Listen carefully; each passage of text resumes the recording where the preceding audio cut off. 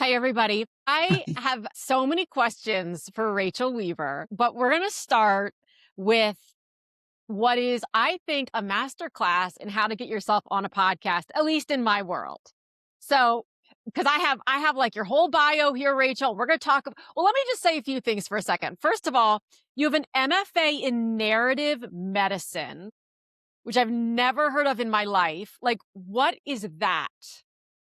So I have an MFA in creative writing, but I have Okay. a CPA, which is a certificate of professional achievement in narrative medicine. Narrative medicine is something that was started about 20 years ago, sort of a school of thought that began at Columbia University with a doctor named Dr. Rita Sharon. She was a doctor and she was very interested in studying literature because she loved to read as well. So she went over to the PhD department at Columbia and was like, "Hey, can I get a PhD in addition to my MD?" And they were like, "Yeah, sure."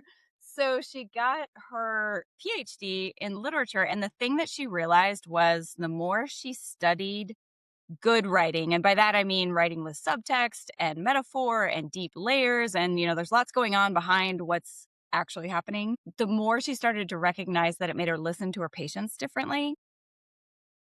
Oh my She was God. able to start piecing things together better. She was able to see, sort of read into the silences, connect dots better. And she thought, oh, this is what all doctors need. This is what all clinicians need to improve our skills in communication in the clinical setting. So she started this school, this way of studying, but it's basically just reading good books and reading good stories and poetry and looking at art to practice that close reading in order to become a better close listener in the medical realm. So there is a How, 1 year and yeah. a 2 year program for people like me from the humanities who are interested in teaching those kinds of courses, and then for clinicians.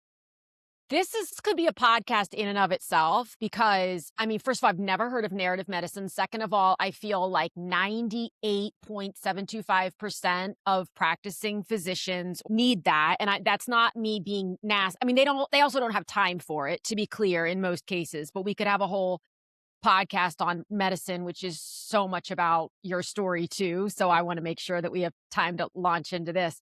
But this is fascinating. Now, Dizzy, which just came out in February, correct? And you have another one coming out in June.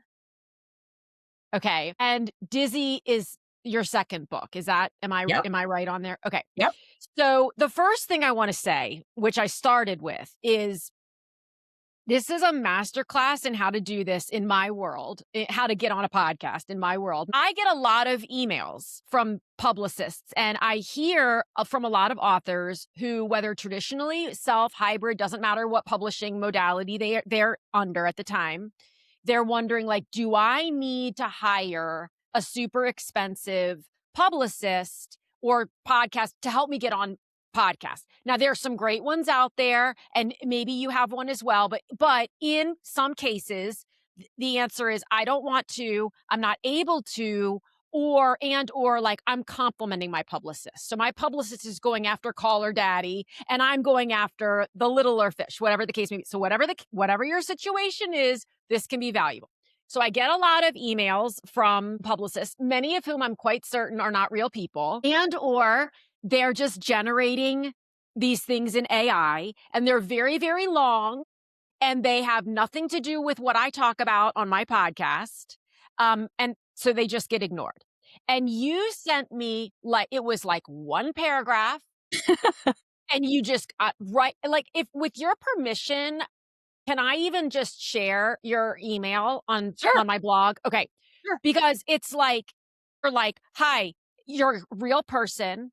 In fact, I'm just really fast. I'm going to pull it up because it can be this simple. Is like, I'd love to be considered as a guest. This is my memoir. And here's where you got me. I'd love to talk about how I figured out the structure for a story that initially felt impossible to tell. That line right there. I mean, literally, your pitch, Rachel, was 4 sentences, and you spoke directly to what we talk about on this podcast. And I dove into all things Rachel Weaver, and I was like, she cannot get on here fast enough. So thank you for that. And that's how Sure. easy it can be. We don't need to be all like crazy nuts insane with our pitches. So Dizzy, fabulous cover, of course. I mean, which I love to say because I love a good cover. Made me is very relatable as someone who I battle vertigo a little bit too. I don't think to the same degree, but as I dove into your story a little bit, I thought, wow, this is relatable to me on the level of spending so much time with medical practitioners who are like, "You're just anxious," or "It's just allergies," like, just dismissive, and you're like, "Listen, this is not." Your writing is so beautiful. I saw a clip of Dizzy somewhere where you were describing how you had gotten out of you woke up one morning and, like, everything was spinning and I'm not doing it your writing justice at all in my paraphrasing. Talk to us about what compelled you to think, "I wanna write a memoir about this?" Because I think a lot of people, when they're in memoir, like, who cares? And also, is anyone really gonna relate to this? So, would you talk about that first and foremost? Absolutely. I was the person who always said, I will never write memoir. Really? I wrote fiction. Well, I wrote poetry first for 5 years and then fiction. I was very focused on fiction. And then I read an essay by Laura Hillenbrand. She also struggles with chronic illness. And it was at a time when I was trying really hard to write books anyway, while I was dealing with this persistent, all the time, very debilitating chronic illness. And her essay moved me so much that it was late at night, and I usually go to bed really early. It was Okay. late at night when I read it, and I immediately started writing, and because I'm not sure, I just was very inspired by the fact that she was still doing the things she wanted to do in her life, and she was talking about, in a very honest way, how hard it was Mhm. and how she just, it just happened to her. There was no forewarning, and it changed her life forever. And so I wrote down my own experience, and that Mhm. eventually turned into an essay that was published in the Sun magazine years ago.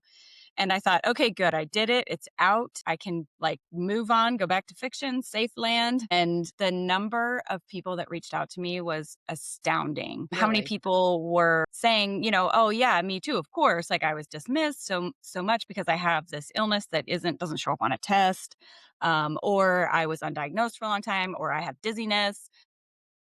Just so many people. And I thought, oh, there's a lot of people out there struggling in the same way that I am.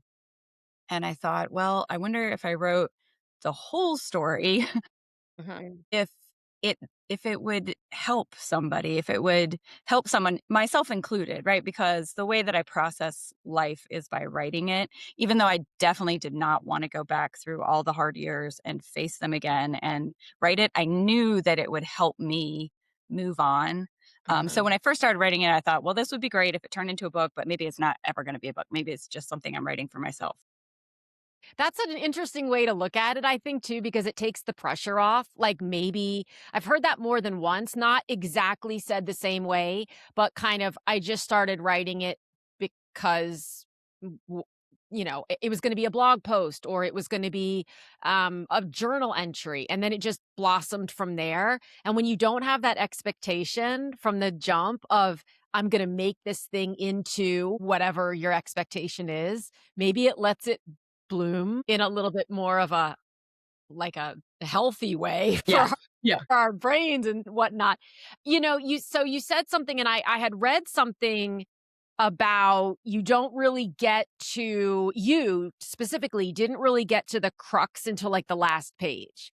So imagining that you're spending the vast majority, like basically all of the book in it, how did you convey all of that and still have it be um like compelling without it being in lots of times when people are writing memoir, readers don't want to feel like they're in the dark with you for 300 pages.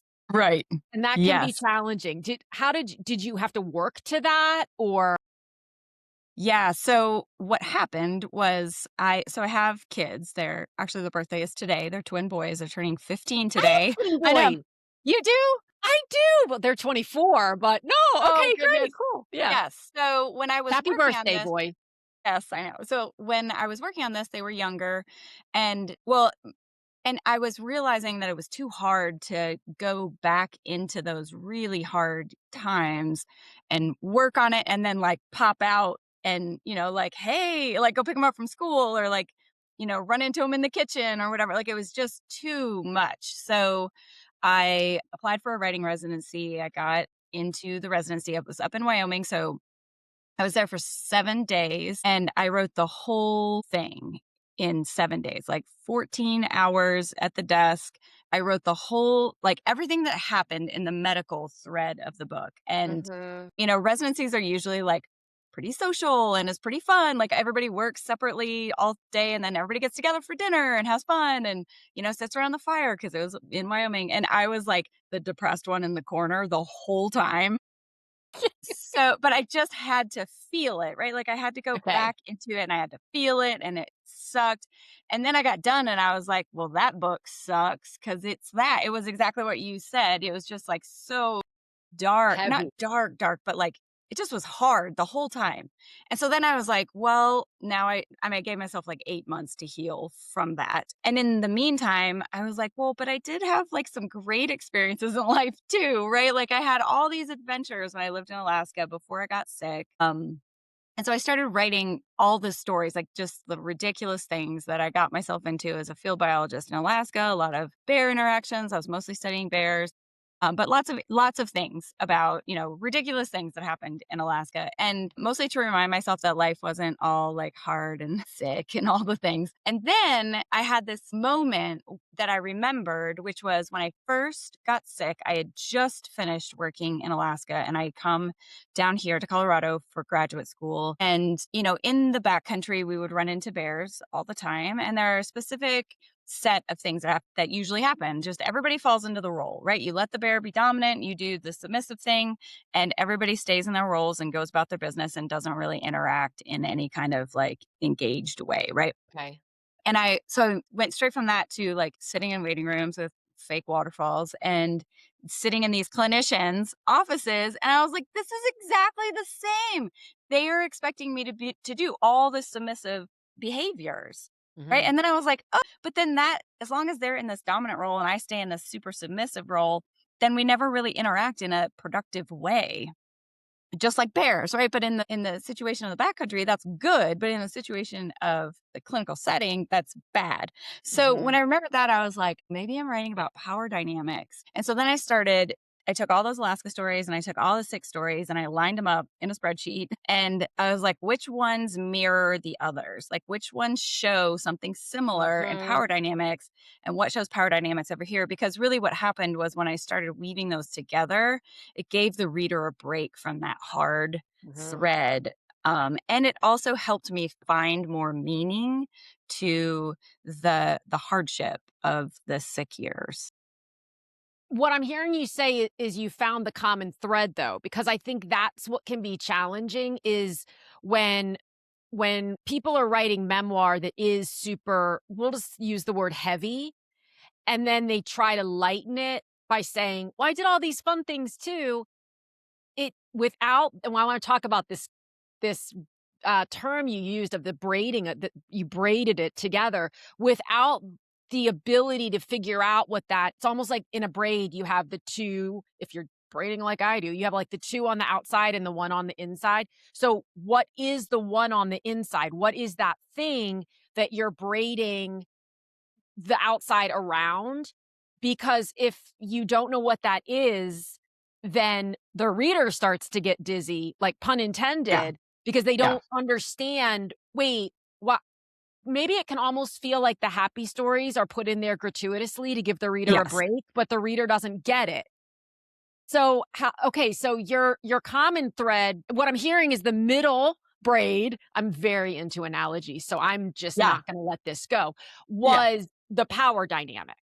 Exactly. Like, when do Okay. power dynamics work in your favor and when do they not? Like, when is it fine to be like, "Yeah, I'll take this role," or and when do you push against it, and what problems arise when you push against the expected role, really? But you're right, like, until I had that middle thread of the Yeah. power dynamics, I just had 2, and so it wasn't a braid. It just was this, like, weird, Like like, twist. Yeah. So, okay. So, did you have to go back then? Okay. To me, I find this fascinating. I don't know if I would find it fascinating, though, to be honest, if I were working on my own memoir, because I've not written memoir. I've written nonfiction, which is, I mean, it's sort of adjacent, but it's not the same thing. It's like memoir ish. But if I were writing straight memoir, I don't think I would find this fascinating. I think I would find it infuriating. However, when I'm working with other authors on their memoir, I do find it fascinating Yes. to kind of see where things line up.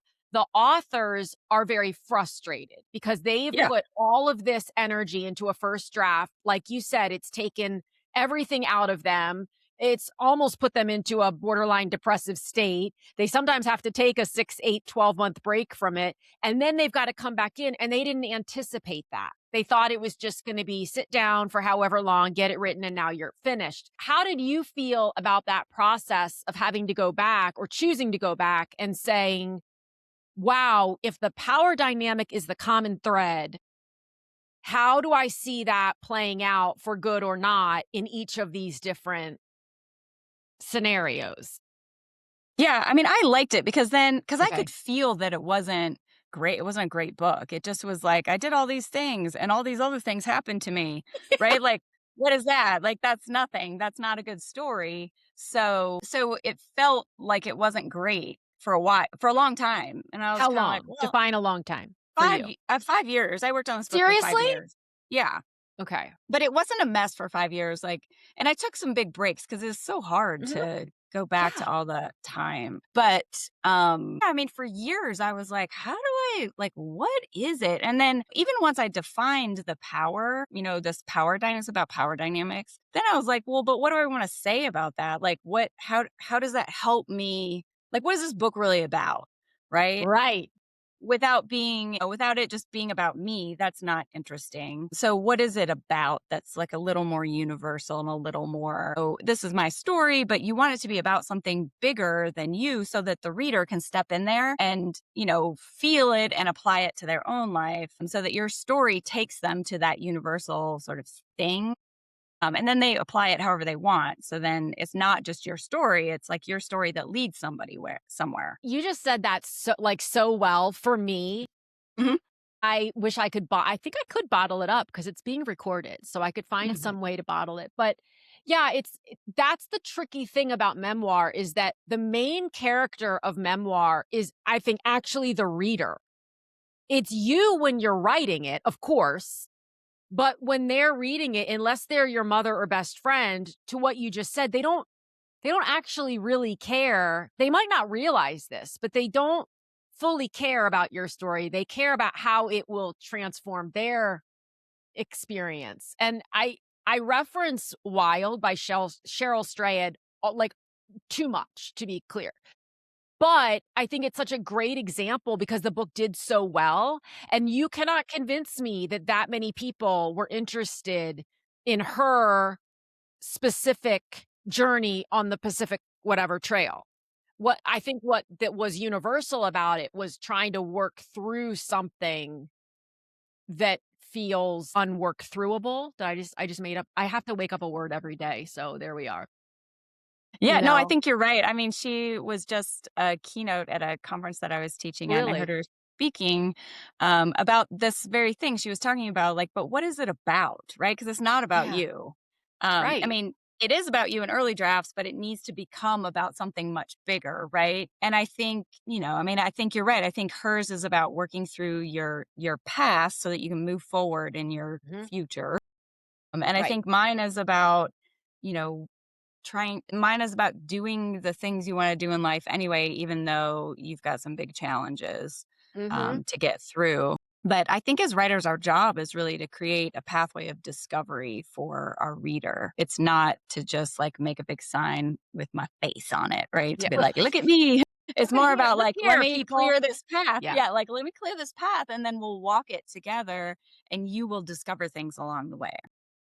I think that perspective actually takes a lot of pressure off of writers because it's so uncomfortable. So many times writers and authors are like, I want to be a bestseller, whatever the hell that means, right? Yeah. I want to sell millions of books and I want millions of people, blah, blah, blah. But then the idea of having an event or posting on social media or building an email list is so uncomfortable because so many of us would prefer to just stay in our corners and write, Yeah. not have to go Yeah. out there. And so it speaks to the whole as an if we can adopt the perspective of this isn't really about me. In early drafts, it is, and I'm going to write my way through to understanding how I'm putting my unique experience, laying it onto a universal concept and walking through with other people as opposed to saying, well, this is how you should also handle this, Right. Yes. which is dangerous. Yes. Yeah. Yeah. So You this want it to be a conversation, not like a lecture. Thank you. Thank you very much. Yes, you're talking with people, not at people. It's so what this one was done by, was it West Virginia University Press? So is that where, tell me how you got there. That I was surprised to see that. I don't know why, Yeah. but I think I felt Yeah. like, oh, a university press for, like, talk about that, if you would. Yeah, so it was sort of serendipitous. My agent was shopping it around. It was gaining attention at the big five. But a lot of the marketers were saying they were giving me a lot of pressure to make it a little more reported. They want it to be more like Megan O'Rourke's book, The Invisible Kingdom, which is quite good, but she's a journalist and I am not. And I didn't, from the beginning, I used a lot of the techniques of fiction, minus the make things up part. But Right. I used, scene work and dialogue and tension and impending conflict and all the things that you use in fiction to hold the reader's attention and just to pull the reader deep inside the experience. So I set out to write a book that made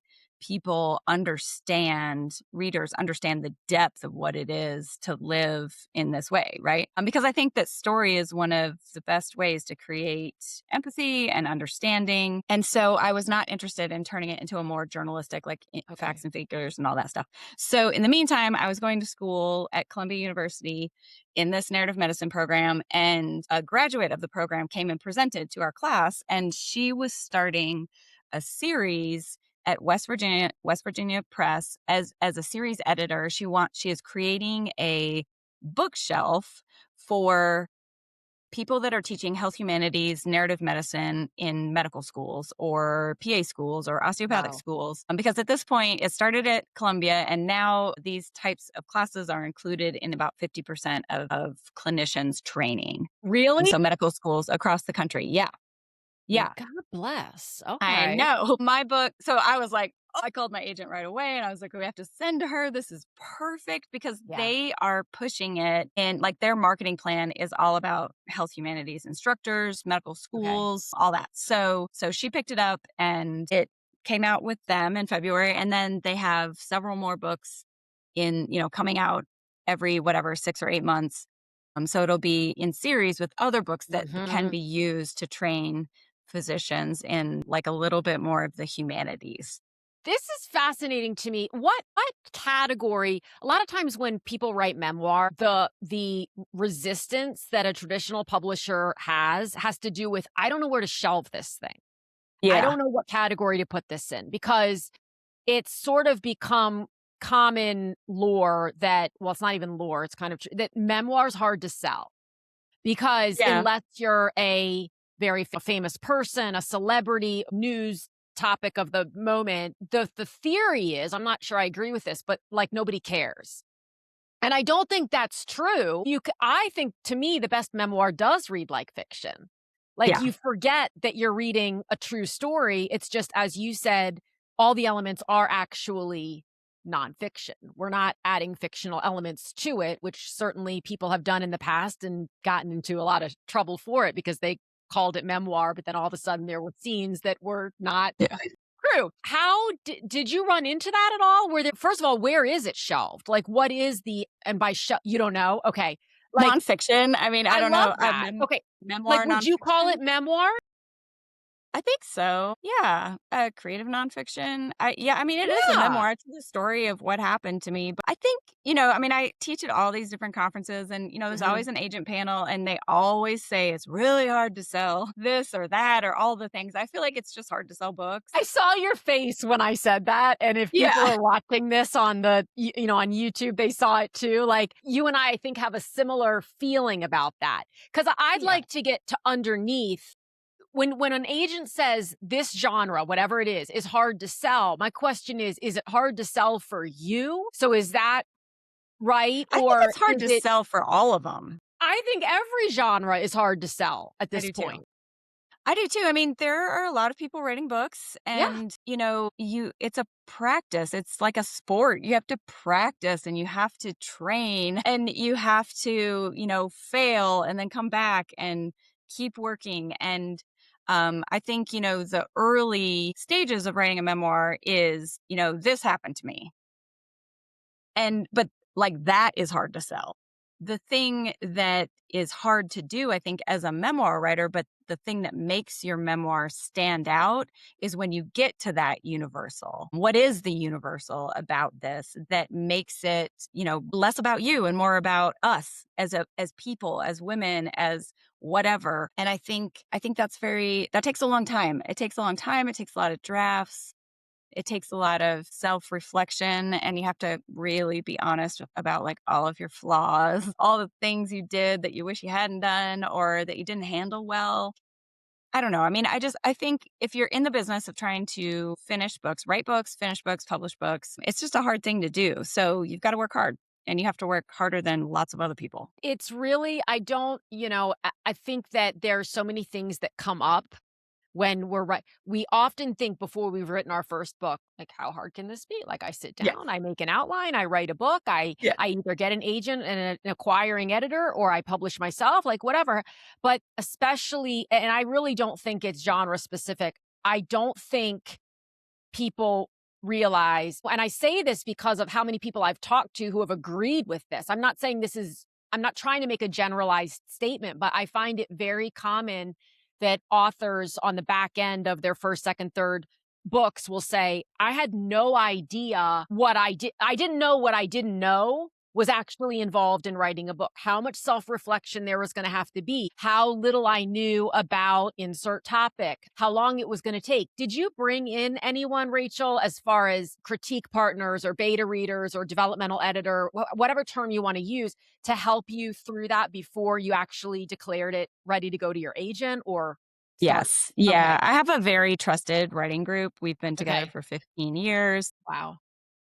And I had this early draft and I was like, I think it's starting to come together. And one of the women in there, they're all very accomplished writers. One of the women in there was like, well, you've written a very good moir. She's like, but there's no me in it. So it's not a memoir yet. She was like, you're So gonna me have to as in write. her or me as in No, like you? me. Like there was no reflection. There was no like I just wasn't like opening up very much about myself. Like it just was a whole lot of like, here's all these things that happened. Right. But it was not yet a memoir. So those folks in that group I trust them implicitly. So they read everything before I send it to anyone. Now, Rachel, when she said to you, "This is a this is a great line." What's her name? Can you share Yeah. her name? Yes, her name is Erica Krauss. She wrote a Okay. fantastic book. She's written many books, but she Okay. wrote a fantastic memoir as well. So, Erica, we're gonna credit Erica forever. I'm gonna credit Erica forevermore with "This is a moir" without the me in it yet. It might be hers. She might have gotten it from someone else, but Yeah, I I will don't know. always credit Erica Krauss for this knowledge in my own life. How did you feel? What was your body's if you can even remember, first instinct when she said that? Were you anticipating that they were gonna say, You're really on to something, keep going," or Yeah. were you prepared? No. I think Okay. no matter what, like anytime you hand off your manuscript, you're always like, there's some small part of you that's like, I hope they say it's perfect. I don't have Yeah. to do anything else to No it. notes. No notes. Right. Yeah, but of course, she was right. She had been working on her memoir at the same time. Her book is called Tell Me Everything. It's Okay. very good. But she had the same problem. She was like, "Oh yeah, I did this." So it was very helpful. I mean, I think that's the thing, we work on drafts and then we get to a certain point and we need other eyes. Like you just can't see it. You get too buried in it.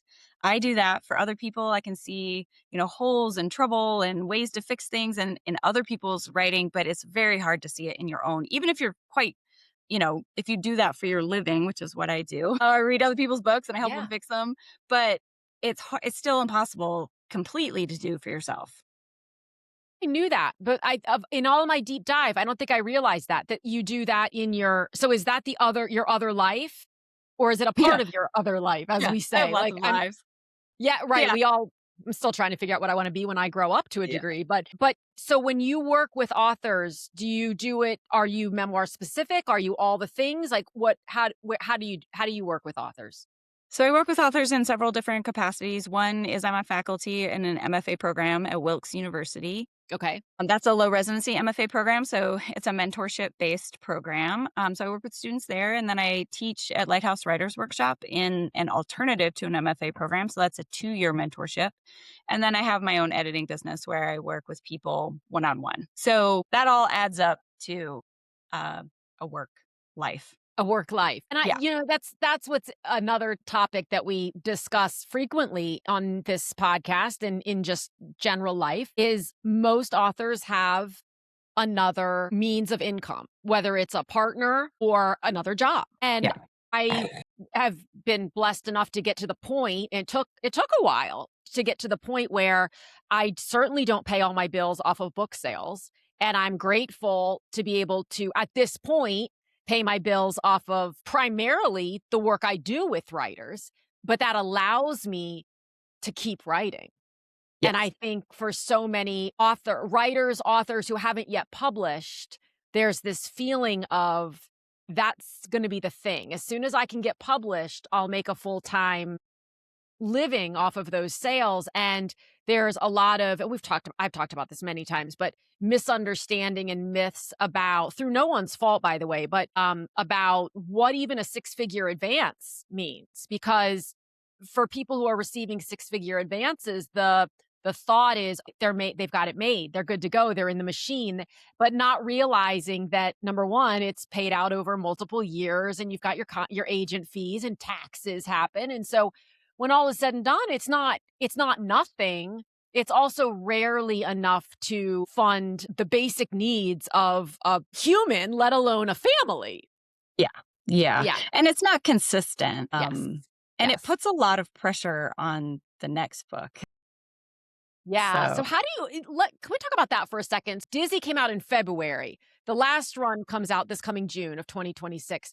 Is that also with West Virginia University Press? I didn't think so. Who's that one with? no, that one's with Lake Union, which is part of Amazon Got Publishing. it. So it's pretty much Okay. the opposite Opposite. experience.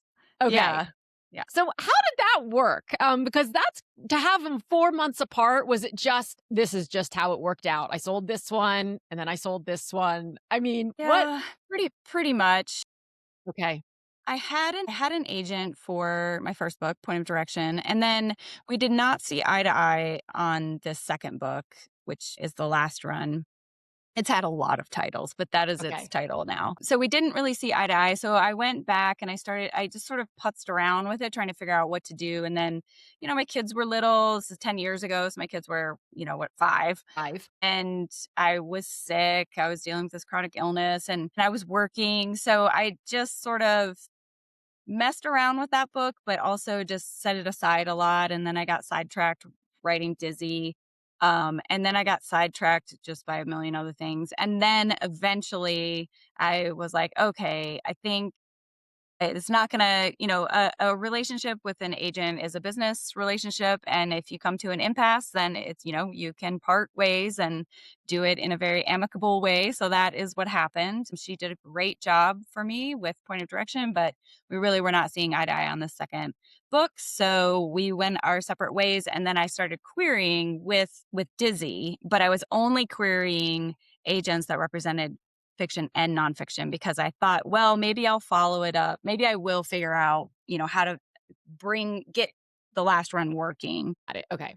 Or I'll just go, I want to go back to fiction anyway. So an agent picked up Dizzy. She's amazing. Her name is Andrea Somberg. She's at Harvey Klinger. And she was shopping around Dizzy and she was like, Are you going to let me read this other book you have? And I was Oh, like, that's so No, it's nice. messed up. I don't know what's Yeah. wrong with it. I need to fix it. So I stalled for like a year and she's shopping Dizzy around. And then finally she was like, "Oh my god, just send it to me." So um I holed up in a little tiny place in Steamboat and I was like, okay, I'm going to figure it out. I'm going to solve the problem of this book. And I read the whole thing and I'd written like 7 or 8 different endings and I didn't really like any of them. And in that weekend, I was like, oh, it's not as messed up as I thought. The ending does need to be different. So I took little bits and pieces of all those different endings and threaded it through and did one last pass and then sent it to her. And she was like, this is great. I love it.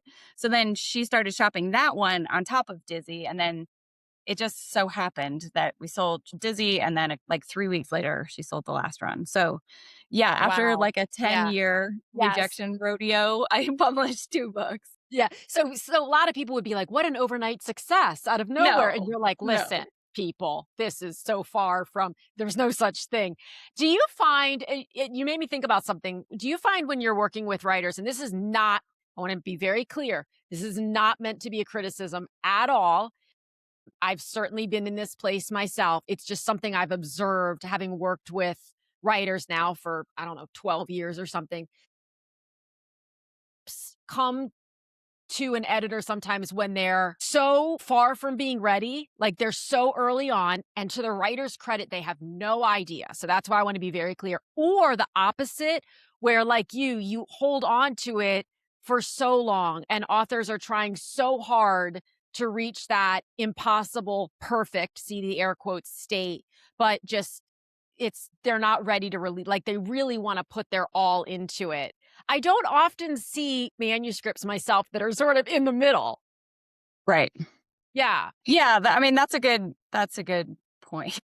I I feel mean, like I that think, wasn't even a super helpful thing to say because anybody listening is like, "Okay, so what do I do?" Do you have like a criteria that you help authors to understand this is when you're probably ready?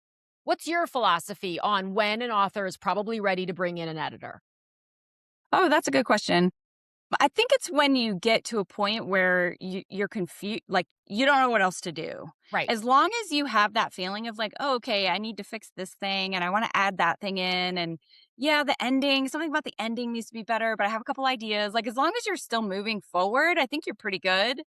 But when you get to that point where you're like, I think it's still messed up, but I don't know what to Like, do, I have or done it's just everything I know how to do. yeah, or you just get so lost and overwhelmed, like, that's a good time for an editor because the editor can be like, "Okay, here's the first thing we're gonna address, and then Right, here's the next thing," right? So they can just kind of right. help you get moving again. Yeah, so I think, no, you can have an editor. So much of writing a book, I think, is just figuring out what your own process is, and part Right. of your own process is knowing when to bring in other eyes. Because for some people, if you ask for advice or feedback too early, it kinda like kills the momentum. But for other people, that's very helpful because it helps Right. them decide, like, okay, I'm going to go this direction or I'm going to go that direction or whatever. So I think a lot of what you're trying to figure out when you're writing a book is what works best for me to support myself in this process and to keep my brain engaged and to make it feel fun rather than, mostly fun rather than like impossible. Mostly fun. Yeah. Mostly fun. And that's where, like, sort of coming full circle to a part of this conversation is where that self-awareness starts to come in. When you're okay, Hmm. what will best help me? Because the book industry, like every other industry, is so full of shoulds. You should do this, you have to do this is the right way to do this. And so authors, when we're in the beginning stages of our careers as authors, we're like, I don't, which is the right thing? Like, it's just like, what do I do? And for me, the answer to people for that question is so often, well, what feels right to you right now? And then you can come back later and say, okay, I'm never again, like, it doesn't work for me to request feedback after I've only written one chapter. Or on the flip side, it's not a good idea to wait till I've written 375,000 words to ask for some feedback, Right. you know? So it's like, Yeah. so are you working on another one now? I do. I like to print out pictures of my characters and then I Really? start taking notes. So I've got them all, they're all over here on my wall. And Where I'm do you taking I feel notes. like I've I got need like to a, see those. Where do you you print can them see it. from? Oh, Yeah. just anywhere. Sometimes AI makes them for me. They're all over here. Stop it. This is Down here. Well, you can't really see those, but and then I like they become my friends. Like I just hang out with them for a while. this. Okay. So I'm about 100 pages in, but it's 100 pages of like chaos. So Okay. I don't think any of those 100 pages will stay, but I like the No. idea still, and Well, I it's like all fine. these people, and I I'm like ferrying all them. these people. They're my friends. Yeah. So who knows? I'm really excited to get back to writing, Mhm. but there's a lot to do with, I'm right in the middle of all the marketing and Promotion. publicity Yeah. and Yeah. all that stuff, writing pitches to podcasters such as yourself. Yeah. So yeah, Well, that's no mostly what I'm notes doing right now. there.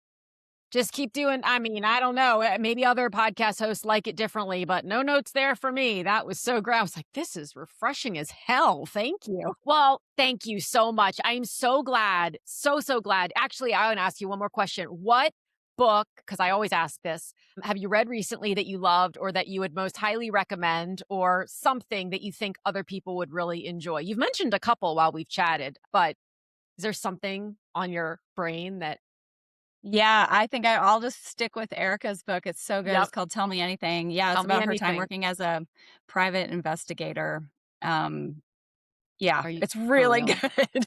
Look at It's me, I'm really good. like, It's about a whole lot of things. We spent a long time okay. trying to figure out her middle thread as well. Really? Okay. Yes, but it's fascinating. Yeah, I read books Love all the that. time, so there's a Yeah, million that I love, but yeah, right. since we already mentioned hers, we'll stick with hers because it's so Okay, good. I will put it in the episode notes because let me just add that, like, we're toppling over here at this Yeah, point. There's not I'm enough sure. hours in the day. Yeah, I need to just sequester myself somewhere, but thank you. This has been fascinating. Will you come back and talk again when the last run comes out?